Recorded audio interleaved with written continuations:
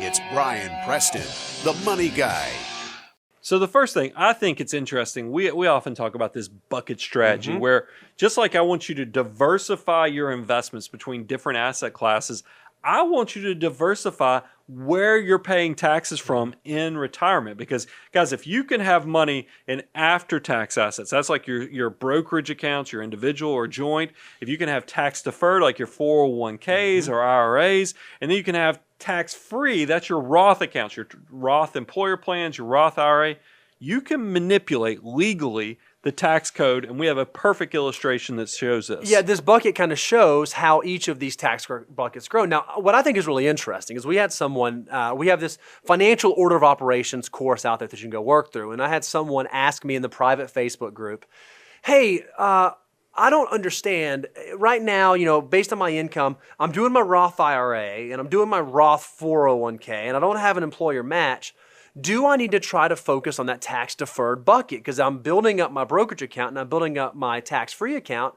Odds are if you fall into that snare, then yeah, you might only have two of those buckets. You might have the tax-deferred bucket. But most folks, if you're participating in an employer plan that does some sort of matching, the money that your employer puts in, it is going to be pre-tax. So likely you're going to build up that tax-deferred bucket. Well, if we know right now we can do tax-deferred contributions and get a current year tax benefit, we don't know what the future holds. Again, if we had the flux capacitor figured out, we would just fast forward to the future, go to our retirement date, see what tax policy is, come back to today, and make perfect tax decisions. Since we can't do that, we have to try to build up three of the buckets or two of the buckets or as many of the buckets as makes sense in our situation so that when we do get to retirement in an unknown tax environment, we have maximum flexibility.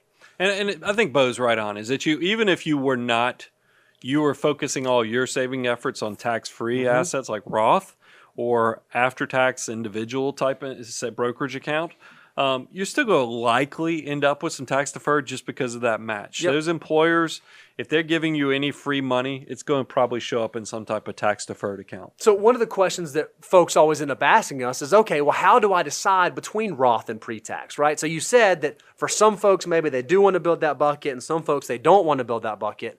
How do I know which makes sense for me? It's all going to be driven by age. Obviously, the younger you are, the more you want to take advantage of tax-free growth. Sure. That's where the Roth assets.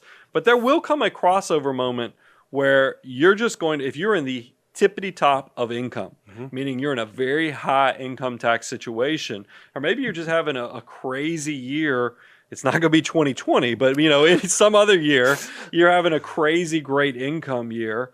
That might be something where you deliberately on those years, you try to take a tax-deferred savings, meaning you put the money in pre-tax, it grows, whether it's current income, whether it's capital gains, whether it's, all the different income sources, they won't tax you on it until you pull that money out, but it's taxed at ordinary income tax rates. So you're hoping, the game is that if you're in a super high tax bracket because you're in a high income situation now, you're hoping when you retire your income sources are much lower and you're in a much lower tax bracket. So hopefully there's some type of arbitrage situation you can do with the tax rates too. Yeah, there's a real and we have sort of a loose rule of thumb. Now this isn't scientific, this is a little bit of art, but if you look at your federal marginal rate and your state marginal rate and you add those two up and they're above 30%, it probably makes sense for you to put some effort or attention into the pre-tax portion.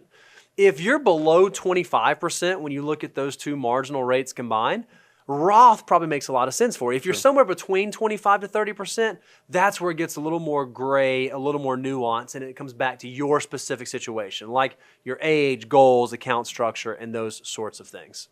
And then I think we couldn't move on past this without thinking about the after-tax or those individual or joint brokerage accounts. Sure. It's nice to have some assets there just so you can do some tax loss harvesting. Yep. So you can focus on capital gains avoidance and other things. There's parts of how you look at your tax location that will impact. And that's why you'll hear us all the time talk about we love index target retirement funds. But you're going to notice, guys, once you build up your assets to $500,000 or so, you're going to want to have more control on how you're paying income taxes in your portfolios with your investments. And that's probably when you will graduate from those target retirement funds.